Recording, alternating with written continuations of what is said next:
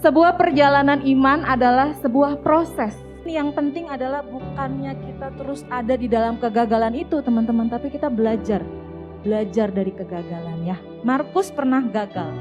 Kita juga pasti punya yang namanya kegagalan ya, sama kayak Markus. Nah teman-teman, prosesnya banyak sekali kegagalan gitu ya. Tapi teman-teman maksudnya bukan gagal terus gitu ya, tapi bangkit lagi, belajar lagi teman-teman, lalu ada ngalamin hal lain lagi, gagal lagi tapi bangkit lagi teman-teman ya. Teman yang merasa kayak udah gak ada harapan lagi gitu ya. Duh, keluarga gue kayaknya udah gak ada harapan lagi nih gitu kan. Kayaknya gue di konsel, di pelayanan udahlah gue gak ada harapan lagi gitu ya. Jadi teman-teman ngalamin konflik, akhirnya teman-teman demotivasi, gak ada motivasi lagi.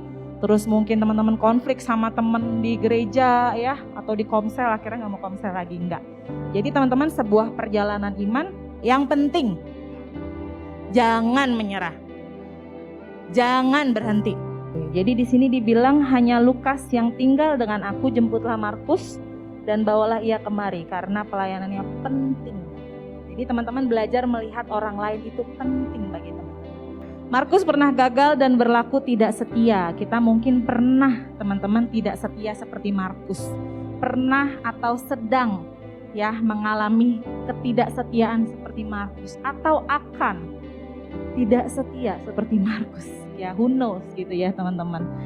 Tapi teman-teman mungkin kita pernah ada dalam keadaan seperti Markus, tapi kalau kita mau berubah, kita bisa seperti Markus, dipakai Tuhan untuk pekerjaannya yang luar biasa.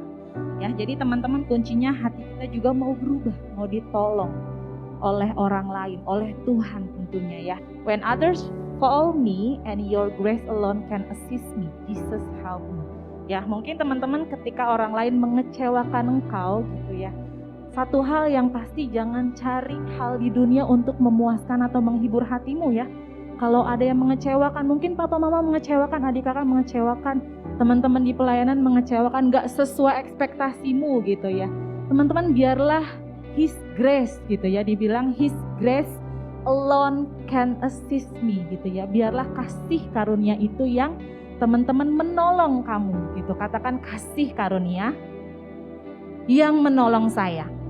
Ya, jadi grace itulah teman-teman yang menolong teman-teman. Kasih karunia, firman Tuhan, kebenaran, pribadi Yesus teman-teman yang menolong hidup teman-teman.